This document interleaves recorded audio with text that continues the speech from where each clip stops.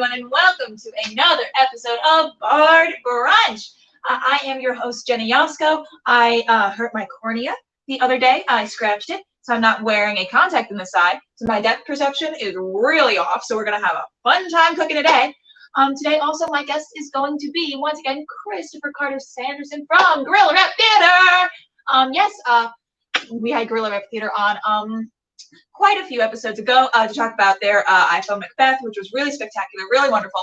We're going to talk a little bit more about Macbeth because there's like a free screening coming up and all of that fun stuff. We're going to post the links to that in the comments and all that. But also, there's a production of Hamlet coming up as well. So we're going to talk about all good things, all wonderful things. But before we get into that, I'm going to be making a double chocolate trouble pancake, or 2 pancakes, because I'm starving, by the way. I have not eaten today yet, and I've been up since 8 a.m. All right. So honestly, first off, I'm just going to take some Bisquick, because no matter how many times I try and make homemade pancakes, they never taste as good as Bisquick. It's quick, it's Bisquick, yeah. What I'm actually going to do first is pan this with the thing off so the aerosol doesn't like it did that one time and blow up my eyebrows. Okay. I'm going to get a little something also to spoon out my Bisquick. You can see really closely this eye is like, it's like a very closed eyes because I tried to mask how not great it's feeling, but still kind of bad. It's like it's in its healing stages. All right, so Bisquick is our base. And what we're just going to do is have 2 different kinds of chocolate chips involved. I'm going to get into my Ghirardelli white chocolate chips. Y'all have seen me use these a lot before. If you've seen any of my like one-off cooking shows or anytime I've made any hot chocolate bombs. That, and then also my milk chocolate chips. Some people prefer a chocolate pancake with their chocolate chips. I think that's too much chocolate and then you don't taste the chips. I'd like to taste the chips. So I usually do a buttermilk pancake base. And then just overload it with chips. All right. Also, because I can't really see, we're going to guess at some point as to when I flip it. Making all of my HelloFresh dinners this week has been rough because, again, no depth perception, and there's things like cut the carrots, and I'm like, no, my thumb's cut off half the time. Poor Poppy has no idea what to do when we play fetch. So I'm just like, nah, and then it goes somewhere. She has no idea where it is. I have no idea where it is. It's a ton. I also today got to screen manage the last Show Up Kids of this year. Where has this year gone? To the internet. It's gone to the internet. All right. Let's see if it's time to flip you.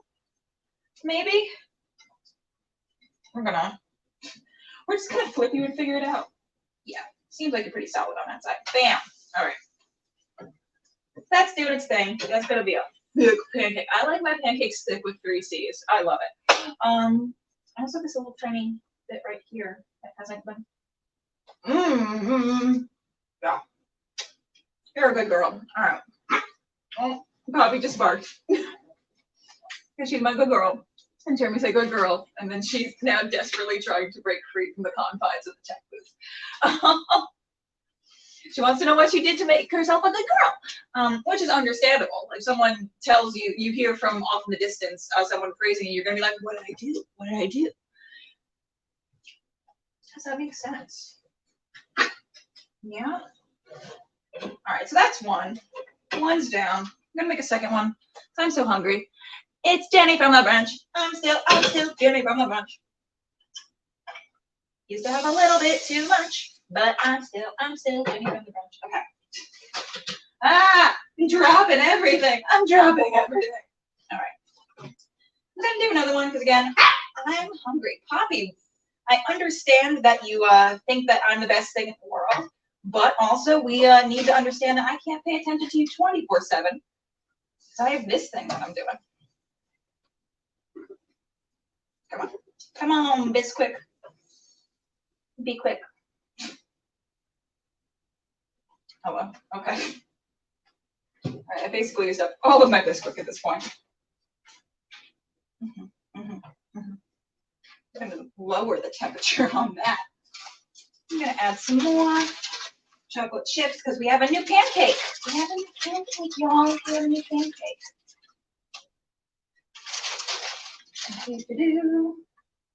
I am a little sleepy. Tomorrow, I'm finally getting to mail out some final round, I think, of my Christmas presents. Anyone from Chemical X watching? No? Good. Guess what I got all my Chemical X people? If you can guess, you win my love and adoration, and also we're going to tell you in a few seconds. Is anyone guessing? Yes! Yes! You think it's going to be great. And then, like, when you get to the bottom, it's still, like, powdery, but it still tastes so good, so it's fine. Is anyone going to figure out what I got my Powerpuff Girls improv show for Christmas? Each one individually?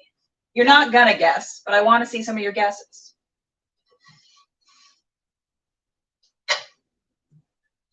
Sugar and spice and everything nice. You know what? You know what?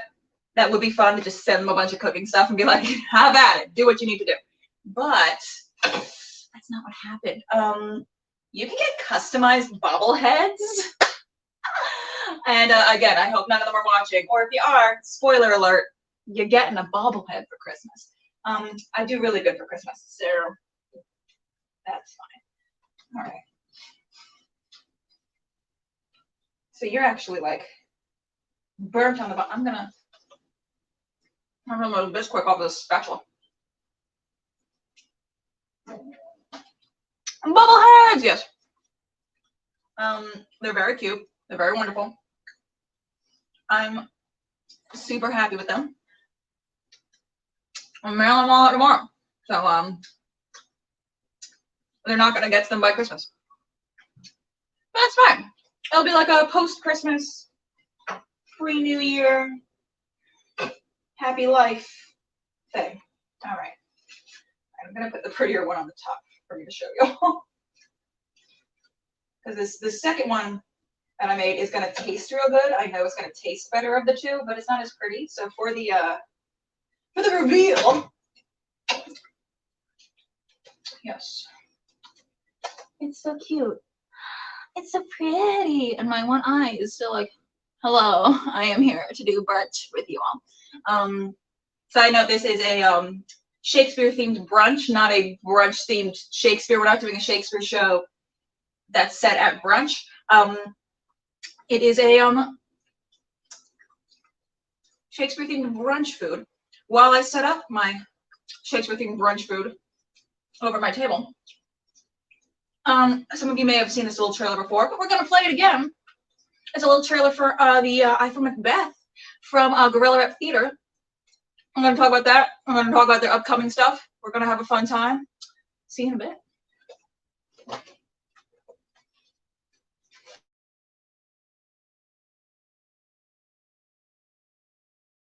Who bid thee join with us? Macbeth. He needs not our mistrust, since he delivers our offices and what we have to do to the direction just. Then stand with us. West your glimmers with some streaks a day. Now spurs the lated traveller apace to gain the timely inn, and near approaches the subject of our watch. Hark! I hear horses. Give us a light there. Ho! 'Tis he. The rests are within the nose of expectation, already are in the courts. His horses go about. Almost a mile, but he does usually. So all men do. From hence to the palace gate make it their walk. A light! A light! 'Tis he. Stand toot! It will be rain tonight. Then let it come down! Treachery! Fly, good Fleance! Fly! Fly! Fly! Thou mayst revenge! Oh, slave!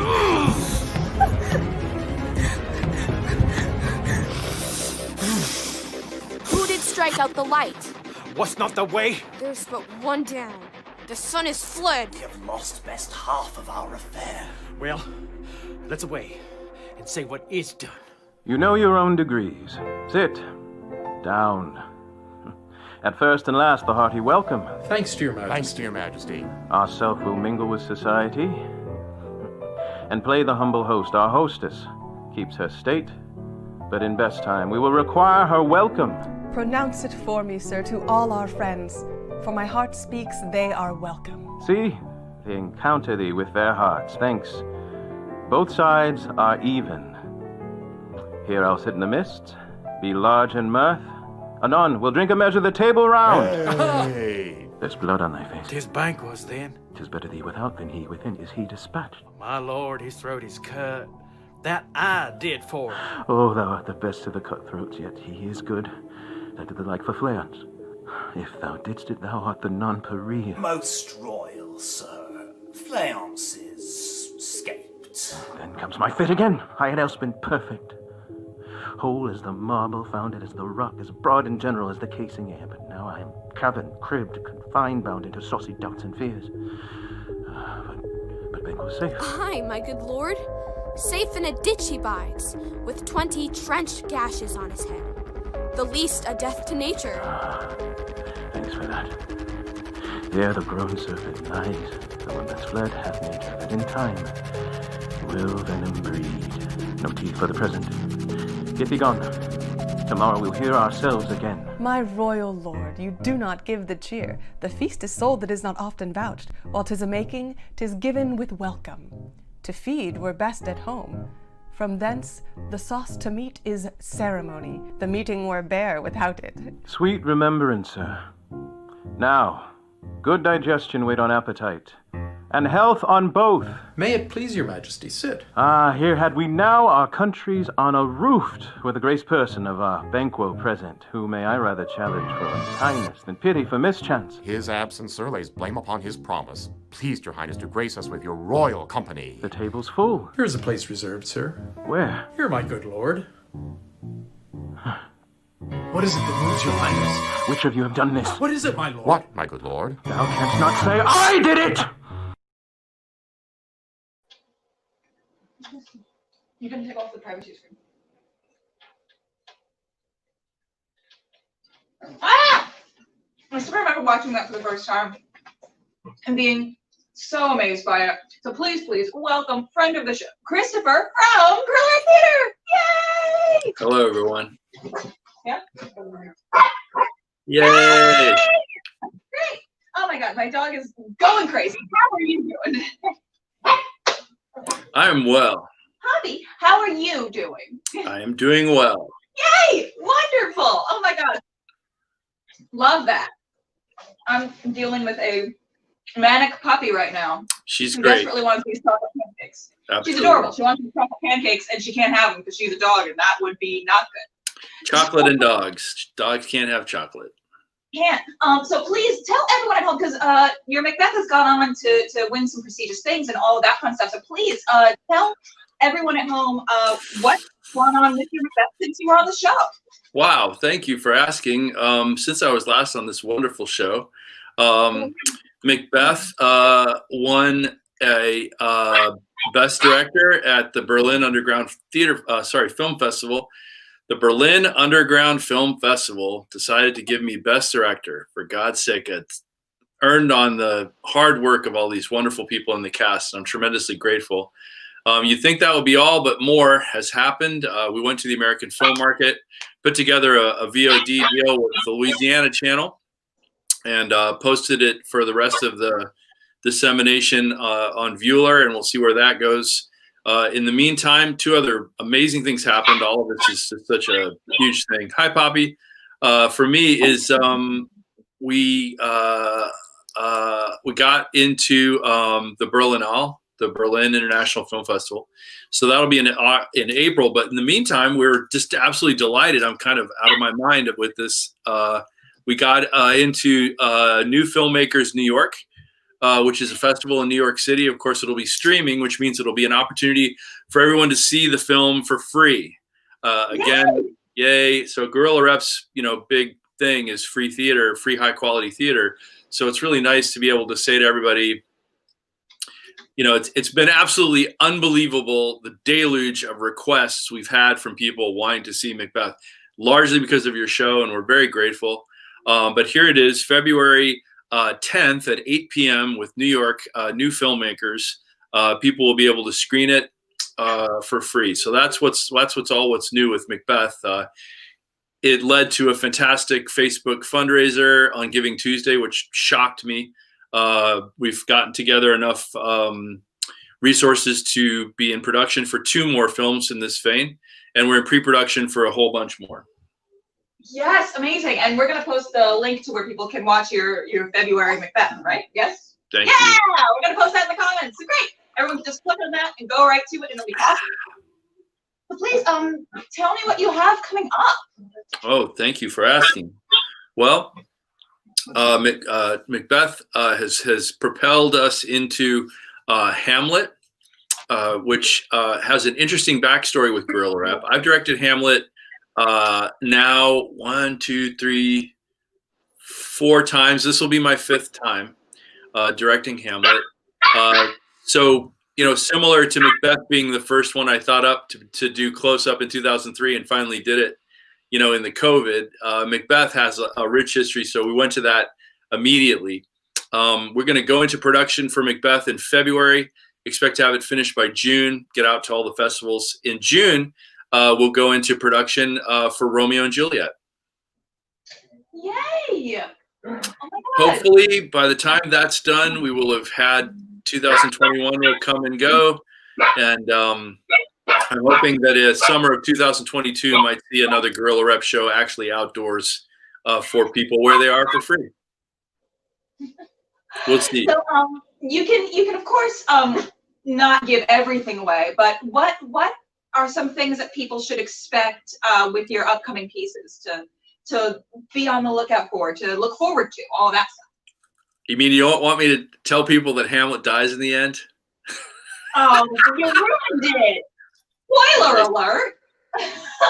Righto. Well, there's a lot to say about Hamlet. I will say that in the first days of COVID, I just started working on Macbeth. It was an impulse. It felt right. I went with it. And the results have been just, I didn't have time to think about where it would all end up, and it's all ended up in so many wonderful places. That one of the things it's done is it's gotten very smart people to wrestle me into the idea of making film a little bit more on film's terms. Of course, Macbeth is pretty much entirely on theater's terms. And I just, basically I always said what I want is the right people for the role. And smart people said, that's great, but you should also take some time to look for the right people for the role who also happen to be famous and will get people to watch your films. So that makes sense to me. So in creating the cast for Hamlet, I really went to some old pros. They're not actually old annually, but I'm talking about people who've been in a lot of Guerrilla Rep shows the same way that we had with Macbeth. So our Hamlet is Henry Austin Chicago, and he's brilliant. I know him from other contexts. We were actually professors together at State University of New York. He's a recent graduate of the Harvard graduate program. And I think this is going to be a breakout role for him.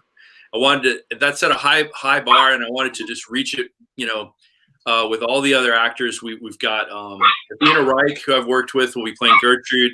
Jonathan Wexler, who you saw as Banquo, will be back to play Horatio, which is a key role. Yeah, it's key. And you saw our lady Macbeth will be showing a completely different side of her work. That Megan Bloomfoot will be playing Ophelia. So it's going to be a hell of a high bar. However, in sort of looking around and talking to people and talking to agents and managers, and an old friend, we did try to talk to a couple of people about getting names. And so where we're at with Hamlet is that the Hamlet cast is only missing one more. The IMDb page is up, so if you want to look at it, it's there. We have 2 interesting announcements in terms of that sort of film way of looking at casting. One is the fantastic actor Robin Ellis, who many people will know if they are watching your show, if they're older or if they're big BBC fans. Robin Ellis played Poldark in the original BBC Poldark. That was a giant hit in America. And as you might imagine, he is older now, so he'll be playing the ghost of old Hamlet for us. That is amazing. It is amazing. It's amazing. I am delighted. I'm so sorry if you keep hearing Poppy yell. She's watching on the tech booth screen. she gets a little bit obsessed with certain people that I talk to online or screen manage. So I think she has a little bit of an obsession with you right now, and she wants to play with you real hard, and she doesn't know why you can't pet her. So that's why she keeps yelling. Believe me, I understand. And if I keep talking, but through her yelling, I've got to tell you, I have both a wonderful 3-year-old son and a Jack Russell Terrier. So I'm quite used to talking through people barking at me. You go. Yeah, Robin Ellis is not only a brilliant actor, a fantastic, RSC vintage, amazing actor. He's also just an absolutely wonderful person. And, I felt like there was so much room, for people to the way we're working is beautiful and wonderful when you experience it. But when you talk about it before someone's actually seen it, it's very easy for people to dismiss because it's just too different. And Robin Ellis's reaction was exactly the opposite. He was like, it sounds really interesting. Let me look at it. Once he looked at it, he said, no, I love the idea. It's something absolutely new. And I'm happy to just, I couldn't ask for a warmer, kinder, response and a more, artistic embrace from just an absolutely fantastic actor. We're also lucky that his wife is a former TV producer. And so she's willing to help us with the camera work a little bit. Yay! Yeah, it is fantastic. And then another name, it's got to be admitted, in our cast is playing the cameo crucial role of Voltimand, the foreign ambassador. It's going to be, I'm going to give you a scoop on this. This is a tester for this actor because this is the actor who I want to play King John for Guerrilla Rep's film of King John, which I hope will be happening in concert with a production. But if not, we'll do the film first. And this actor is a friend of mine. We went to school together. We were at the Experimental Theater Wing together. And he was in one of the first plays that I produced and directed in New York. It was called The Reckoning. It's a new play, a wonderful play, an off-Broadway production. And he did a great job. And he went on to have a very different path. He chose the path of being a master yoga teacher. He's one of the most revered and sought after yoga teachers in the world for a very good reason. He's got a giant heart. He's a warm practice. He's just, when you go through one of his yoga classes, you come out of it feeling elated and calm and great. And then a couple hours later, you're like, oh my God, I haven't been this sore ever in my entire life. Like the next day you wake up and you're like, I kind of can't move because he's just so wonderful. And his name is Dachin Thurman. And I will say that he's been, wonderful about staying in dialogue with me about being an actor, even as he's moved off in different directions. And, for good reason. I mean, it's no, I mean, he wouldn't say this, but it's no, secret that he was in a very bad film of Hamlet that was a horrible failure. And because the director had no idea what they were doing, whatever they are as an actor, they're no director of Hamlet, and they really fucked up Hamlet. So maybe the fact that Dachin is a part of this is a signal from the gods that we're trying to rectify the world by making a really great Hamlet movie, totally uncut, 2 hours and 40 minutes, mark my words, uncut. And Dachin Thurman will be playing Voltimand for us. Look to his performance because we're hoping that he'll come back as King John in the future, and I don't care who knows. Yes, I love that. I love this. I always call it exercising the demons, where when you see something like that or something bad happens, and then you just decide to do it over or do it better and stuff like that. So I love that you're exercising the demons of this other Hamlet that y'all saw, and it's not. Well, the Dachin was in. Dachin played, I think it was Rosencrantz in Ethan Hawke's Hamlet. And Ethan Hawke's Hamlet sucks. And I don't care who hears me say it because it's simply true. That's what I thought you meant, but I was like, maybe I should not put my Ethan Hawke's Hamlet biases onto this conversation. No, Ethan Hawke's Hamlet was so bad that he let Bill Murray actually do the wrong lines as Polonius. And believe me, I'm an Ethan Hawke fan. I think that there are very few film actors who can act on film in the way that Ethan Hawke can. He does what I would call playing actions incredibly well with the camera and to the camera. And he had absolutely no business taking a concept and a play that he just did not understand. And he ended up splattering his inability to understand it all over the film.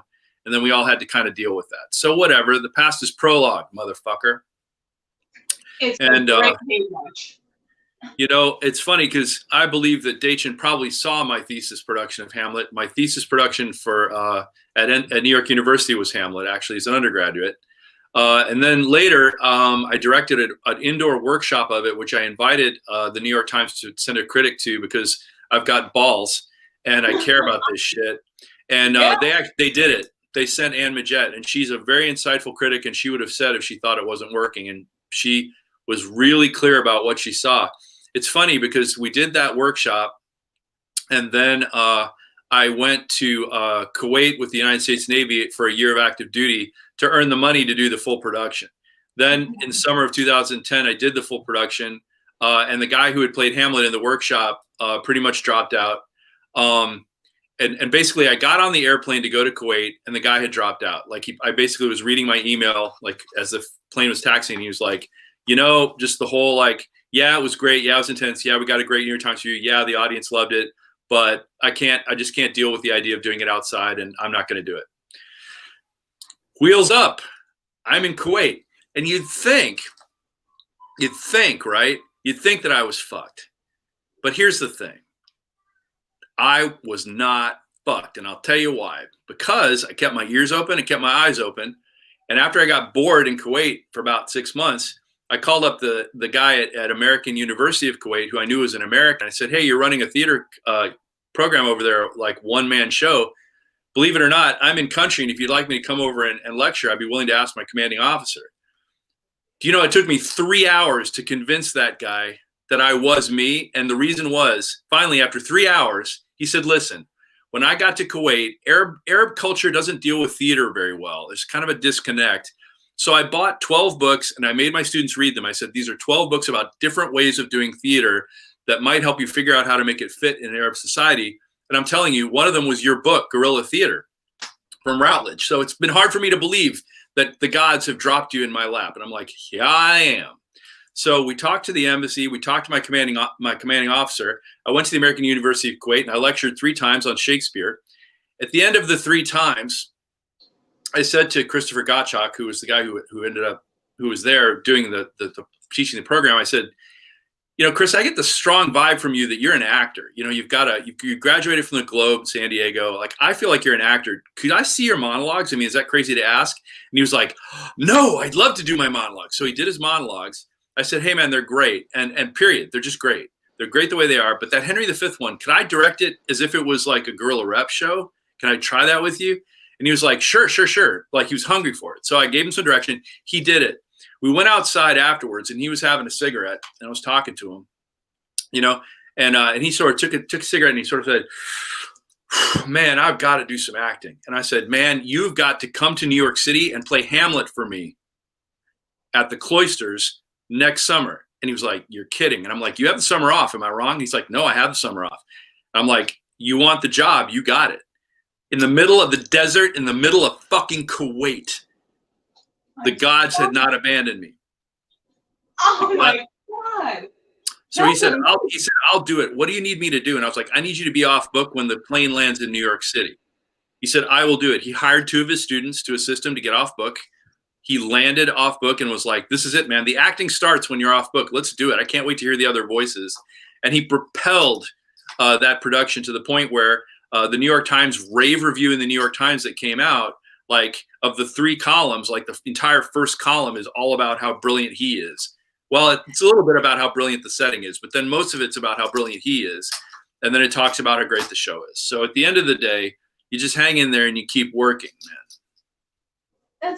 That's amazing. I love stories like that. And it's just such proof that, like, sometimes when you get screwed over by the universe, it's for something better to come along. Yeah, well, Genny, I wasn't screwed over by the universe. I was screwed over by an actor. So, you know, like, let's be real here. It's like, it could feel like, you know, the world, but it ain't. It's just one dude. And I kept my mind going, and I kept my life going, and we had time to do it. And when trust had been let down, I found another person to trust in. I trusted them again, and they fucking blew it out of the park, man.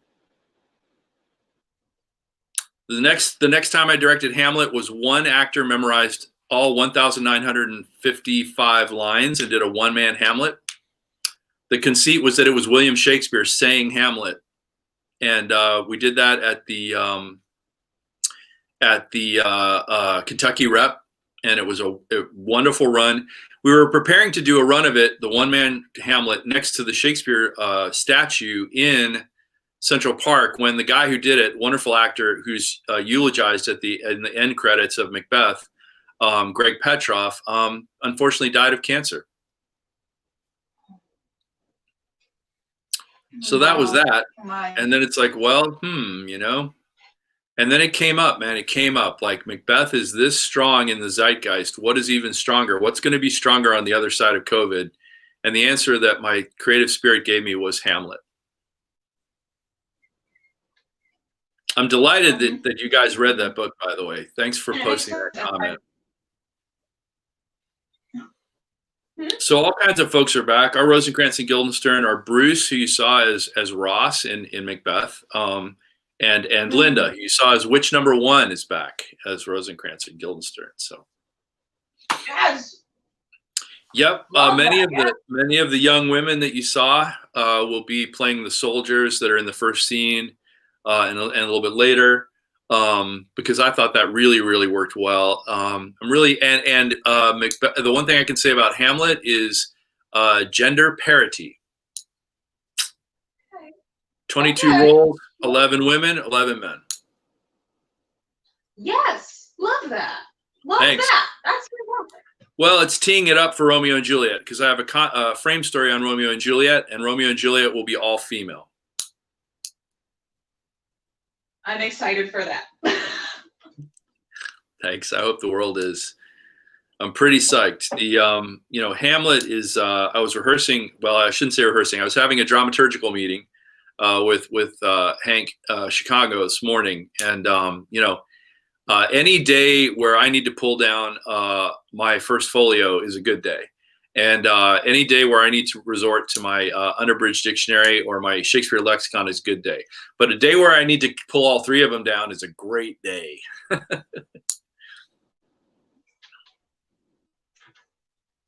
Yes, a great day. Hey, any day with chocolate chip pancakes is a great day. So this day has really got a lot going for it. My internet keeps going out, so I keep being like, "Yay!" And then it's like, "Your internet is out." I'm like, "No, I'm reacting. I swear." I'm also choking on all of this. Thank you. So for the people who have seen you on here before, this may be a little redundant, but we have new viewers. We always have new people watching. So please tell me some of the pitfalls of doing this new media, and then tell me some of the things that actually worked out a lot better that you didn't expect to be better, but they actually were now that we are in this digital landscape. Well, the first thing that occurred to me was that Zoom sucks, as you've just amply demonstrated. It's fine for talk shows and stuff like that, but when the internet goes out, that's no good for your narrative flow. And the quality of the picture is not good enough for theatrical use, and the quality of the sound is not dynamic enough or a wide enough mix for theatrical use. Also, if you'll notice, like 2/3 of this frame that I'm in is being completely wasted. Like this is where I am, where I am speaking, right? So my immediate thought was, well, look, I'm always the person that wants to say the one crazy question, which is, no matter how fucked up things are, is there a way that we could actually use this as an opportunity to make them better, right? So no matter how fucked up it was that the dude quit on me to play Hamlet, I was sitting there in my bunk thinking, yeah, but how can I use this to make it better, right? It doesn't always work, I admit that, and I've got the scars to show for it. But how could this COVID thing actually make theater better? And I was like, oh, make film. I'm like, well, we need 4K cameras. And I was like, well, fuck me. Everyone's carrying 4K cameras around in their goddamn pockets. Let's make a film, guys. I was like, wow, I'll have to think of a concept. I'm like, no, you won't, you idiot. You've been talking about Macbeth close-up for 11 years or whatever it is, 17 years at this point. Just do it. And I was like, all right, well, maybe this is the time to just do it. And I think that, regarding my book, the manifesto at the beginning says kill the dinosaurs and eat the dinosaurs. And the funny thing is, I've lived to see the dinosaurs have an extinction event. So I didn't have to kill any dinosaurs at all. I just had to be a small warm-blooded rodent running around. So all those guys would be killed by the comet or the volcano or whatever it was. Actually, I think it was comet, and continue to thrive and evolve myself. So I'm seeing these giant theater companies just having a horrible time, and I feel terrible for them, and I really, really feel bad. I do sincerely, but at the same time, analytically, I have to say, well, this is the extinction event. Amateur theater pretending to be professional theater should go ahead and be extinct in this ice age, and we should make things that are better for theater, which is that we should make high standards for all theater. Whenever someone charges you for a ticket, you should expect the very, very best, highest quality professional work, and that's what can be better about this. So what sucks about it is, 2 members of my cast's fathers died. That sucked. I was worried, what if my cast members die? That sucks. What if my cast members go into the hospital halfway through production? Well, that would suck. But it's no reason to stop trying. So we kept trying and made it, So what sucks about it is we had no coordinated national response to the plague we were going through because we had a jackass for president. That sucks. On top of the fact that we have no national infrastructure for the arts, which sucks. We got no, and the amount of money we spend per capita on the arts just to make sure that we have them and that they're robust in America is minuscule compared to any other industrialized nation. So when people start trumpeting about, all other industrial nations have universal health care, I'm like, you're right, they do. And it blows that all we got was mediocre insurance reform. But friends, that's the tip of the iceberg. That's not the big problem. That's the tip of the goddamn iceberg. And one of the things about it is, we don't pump money into the arts to make sure that it is strong and robust and can get through times like this. So we have no choice as an industry but to handle it as an extinction event. And let me tell you something: the big secret, the big 600-pound elephant in the room that nobody talks about is that the vast majority of professional artists have some kind of other way of supporting themselves. I've never met an opera singer who was 100% an opera singer all the time. Not in America. Even ones who have done pretty big opera houses, they've got to have some other way to do it, or they'd be living in penury. They'd be living on food stamps, we just tend in the arts have a little bit more integrity than Walmart.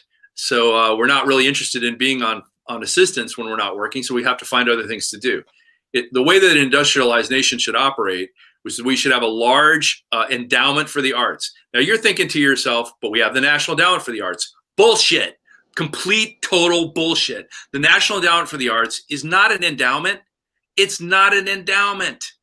It's literally a line item in the Congress, which they can argue over, or if the Republicans feel like they need a whipping person, they will whip that, They'll be like, no, this is funding pornography, blah, blah, blah, at the tiny, tiny infinitesimal levels to which it funds anything, right? That's nonsense. We should have an endowment. We should have a separate amount of money that the Congress maybe throws money into, but the amount of money itself should be separate and independent from politics. It should grow, and then the money we make on that money should be invested into the arts in a big way, the way that other industrialized nations do, so that we can be a cultural leader. The way that we're a monetary leader and a capitalistic leader, we can also be a cultural leader. Say, no, these are good things. We can lead with our minds. We can lead with what we know is great, like Shakespeare, for fuck's sake. I love it. I love it so much. I love having you on the program because you're so honest about things. There's no saccharine nonsense going on here. You are to the point. And I'm like, this is fantastic. This is going to be a great interview. Well, Genny, listen, if you wanted somebody who was going to be charming, you should have scheduled one of the actors. I mean, you are charming. Again, my dog is obsessed with you. So there's that. Of course, the question that I ask everyone is, please tell us a horror story, an onstage horror story of yours. One of mine, I haven't even talked about this one on the program yet, actually. It was back during high school when I was doing Taming of the Shrew in my senior year. And I was being Kate, and my Petruchio had not shown up to basically any of the rehearsals. So not only was I like mumbling his lines to him on stage throughout the entire scene, but there was also a kiss scene in it because it is one of Shakespeare's romantic comedies. And I dipped him, and he would always forget even a semblance of what he was supposed to say next. So on our final matinee, we do this, and then he's supposed to say a line to me, and I'm just holding him there, and I'm like, I don't know where to go. You were supposed to. I was like 18 years old at the time, so I'm not like brilliant at improvising at this point. So I just go, better late than never, right? And then we leave, and that was just. Oh, yeah. Well, if you want my high school theater story, I can give you my high school theater story. It's not quite the same. The short story of one of my high school theater onstage horror story is that at dress rehearsal, I was so excited for dress rehearsal of the Agatha Christie that we were doing, and I played the sort of the romantic rube who kind of finally gets the girl at the end. The character, as I recall, his name maybe was Thomas Royd. I'm trying to remember the title of the play, but I got to dress rehearsal early because I was so excited. Right, I sat down. I realized I was so excited I hadn't eaten lunch. I hadn't eaten a damn thing. So my friend Genny wanders through, and she's like, "I'm like, God, I'm starving." She's like, "Oh, that reminds me, I made brownies. Here, have a brownie." And I was like, "Great." And so I took the brownie. She's like, "Enjoy it." And I was like, "Thank you." And I like ate the brownie, right? Yeah. Oh, no. The whole brownie. No. Yeah, I ate the whole brownie. Oh, So suddenly, as I'm in the middle of rehearsal, the lights get really bright, and I feel really warm, and I'm kind of like, I remember grinning like a big fool. And then there was at the back of the stage there was a drop, and then there was a trap, right? And it was about a 3-foot wide trap, and we didn't have any reason when we made crosses. We made them in front of the drop because there was a window and stuff. There was no reason to go behind the drop at all, right? But sometime later, I woke up down in the trap on top of a whole bunch of flats, and I kind of was like, "Wow, what happened?" I still actually don't remember what happened. I kind of dusted myself up, kind of got up, looked around. I wasn't really hurt or anything. And I went outside, and it was very late at night. It was like damn close to dinner time, probably 7 or 8. I walked home in the cold, pretty much dropped into my bed and fell asleep. And everybody was like, "Where were you? Where were you? Where were you? What happened? What happened?" And I was like, I must have fallen in. So it kind of saved my ass because I was able to say, I must have fallen in the trap and it knocked me out. Bullshit. I was stoned off my ass. That brownie had more than a gram and a half of really good hash in it. Wow. She had an older brother who was like the real deal for a hookup. And the next day I was like, "What was in that brownie?" And she's like, "About a gram and a half of really good hash. I hope you didn't eat it all at once." I was like, I think I did right before I went to rehearsal and like walked into the trap and was asleep for 4 hours. So that's my crazy story about high school. I got a crazy story about that Hamlet we did in up at the Cloisters, if you'd like. Yes, I would love. Well, 12 days before we opened, the woman playing Gertrude broke her ankle getting into the subway. Oh my God. 8 days before we opened, the guy playing Rosencrantz had a stroke. 3 days before we opened, the guy playing 8 of the smaller roles decided that, oh, you know what? He really did need to go back to Westchester to get a job before he went back to school after all. Yep. Oh my God. So the woman playing Gertrude was a trooper. She got a cast on, and she came in and actually helped teach the blocking to the woman we got in to replace her. The guy playing Rosencrantz had been having trouble with his brain for a long time before the stroke. So the guy playing Guildenstern, talk about whispering your lines. The guy playing Guildenstern had been feeding him most of his lines anyway. So we rehearsed a guy to play it, but we just basically said, anytime you don't know your lines, look at Guildenstern. And so whenever he looked at Guildenstern, God bless him, Bruce Barton just barked out the line. And the funny thing is, it actually works because they're very interchangeable, as Stoppard noticed, right? And then with the guy, and then this is the thing, right? So we had busted, we put in so many more hours of put in rehearsal to make those work, you know? At a certain point, I looked at the guy, I looked at Chris, who was playing Hamlet, and I said, you know, if we get through this all right, the logo we had for Hamlet was a skull, as it always is, right? But if you look closely at the skull, it had a very short forehead. It was actually the skull of a gorilla. Get it? Gorilla reps Hamlet, right? I was like, you know what? If we get through this shit and actually open this show, I'm going to get that skull tattooed on my entire shoulder right here. And Chris said, I'm going to do it too if we get through this. And I said, well, I'm paying for that. I'm paying for both of ours. And he said, remember how you said you wanted to go, you like to jump out of airplanes and I've never done it? If we get out of this, you pay for the tattoos. I'm paying for us to jump out of an airplane. So we were managing to get through. And then this guy like literally says, I'm not doing these 8 small parts, and walks off the set. And you're thinking like, that's going to kill us. We're all thinking like, how are we going to do more put in rehearsal? How are we going to find someone to do this? And I'm shitting you not, the 2 other actors who were playing the rest of the smaller roles, one of whom was Jonathan Reed Wexler, right? They walk up to me and Jonathan looks at me and he says, you know, we just talked it over and we can handle all 8. No problem. And I was like, you're kidding. And he's like, nope. And I was like, all right, everybody run through places. And they did it flawlessly. Oh my God. So we did the show and the weekend went marvelously. We were sold out. They couldn't fit another person into that yard right next to the cloisters, right? It was about 600 people a night. And we got in the car to, so the night after the last show, we went and got the tattoos. And then the next day we drove upstate to jump out of an airplane. And when we got out of the airplane and we got out of the parachutes, we realized we were really close to the hospital where Rosencrantz was, the guy who had the stroke, right? Wow. So we went over and we called ahead. He said, well, you know, I could use a jacket. I could use some soap. We brought him some stuff. You know, we said, hey. We went out to the. This is a great ending, I think. We went out to the parking lot, and we sat down, and I looked at my phone, and I looked at Chris, and I said, "The New York Times review's out." And he said, "You're kidding." And I said, "No." He said, "Well, how is it?" And I said, "I think you're going to want to call your mom." It was a complete rave. It was a complete rave. It was, and not only that, it was a rave about him. So talk about, you know, his reward for hanging in there, you know, for all that work and just not letting go. You know what I mean?